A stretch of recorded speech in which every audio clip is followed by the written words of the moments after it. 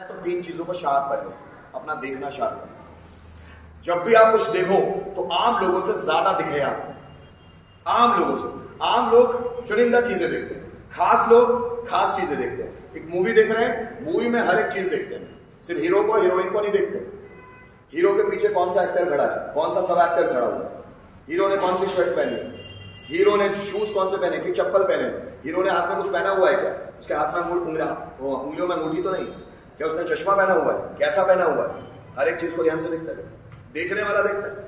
आप अगर फिल्मों की समीक्षा देखो ना, समीक्षा, बहुत सारे लोग समीक्षक होते हैं जो फिल्मों के बारे में मतलब अपनी समीक्षा देते हैं कि फिल्म कैसी थी, अच्छी थी, बुरी थी। आप उनकी समीक्षा सुनकर देखिए, वो क्या क्या चीजें आपको बताएंगे। आप बोलेंगे मैंने तो चीजें देखी नहीं है, उन्होंने कैसे देख ली इतनी चीजें।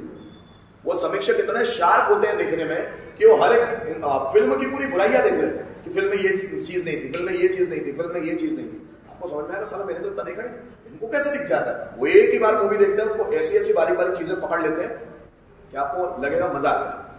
अगर आप बाहुबली मूवी का आज भी यूट्यूब पर सर्च करो, mistakes of the Baahubali movie, तो एक वीडियो निकल आएंगे बहुत सारे कि बहुत सारे लोगों ने वहां की गलतियां पकड़ ली कि बाहुबली में ये गलती थी, ये गलती थी, ये गलती थी, ये गलती थी, ये गलती थी। मतलब देखने वाले बहुत शार्प है, देखने में बहुत चीजें को बारीकी से। सुनने वाले, सुनना, अगर जिसका सुनना शार्प है वो, और पढ़ना, जिसका पढ़ना शार्प है वो, ये तीनों लोग बहुत ज्यादा नॉलेज। और ये तीनों क्वालिटी जिसमें, जिसका देखना शार्प है, जिसका सुनना शार्प है और जिसका पढ़ना शार्प है, ये व्यक्ति झंडे गाड़ेगा। याद रख लेना मेरे, ये किसी भी फील्ड में चले जाए ये झंडे गाड़ने वाला। जिसका देखना शार्प है, देखता है ना तो पूरी बारीक बारीक चीजों को समझ लेता है, सुनता है ना हर एक बारीक बारीक चीज सुन लेता है, वर्ड्स के पीछे के इमोशन समझ लेता है, शब्दों पर नहीं जाता। शब्द कौन व्यक्ति कह रहा है उसके चेहरे को पढ़ता है, चेहरे के पीछे क्या भाव छुपे हुए हैं उसको पढ़ने की कोशिश करता है। सुनना उसको बोलते हैं। सुनने का मतलब शब्दों को सुनना नहीं होता, शब्दों के पीछे जो भाव छुपे हुए हैं उनको सुनना। और जो ये सुन सकता है वही अच्छा लिसनर है। जैसे भगवत गीता और कृष्ण और अर्जुन का संवाद है, मैं बोलता हूं हर एक स्टूडेंट को पढ़ना चाहिए। दो ग्रंथ उनकी जिंदगी बदलना है, रामायण और महाभारत। और साइकोलॉजिकल ट्रेंड होना है तो भगवत गीता, इससे अच्छा कोई माध्यम नहीं। साइकोलॉजिकल ट्रेंड होना है, पर्सनैलिटी डेवलपमेंट का कोई कोर्स काम नहीं आएगा अगर रामायण और महाभारत अच्छे से पढ़ा हुआ है। इसमें इतना पर्सनैलिटी डेवलपमेंट भरा पड़ा है, इतना भरा पड़ा है कि कोई और बुक इनकी बराबरी नहीं कर सकता। फॉरेनर लोग बराबरी ही नहीं कर सकते हमारे, उनके पास ये है ही नहीं। पर्सनैलिटी डेवलपमेंट जितना इंडियन स्क्रिप्चर्स में किसी और स्क्रिप्चर्स में है ही नहीं।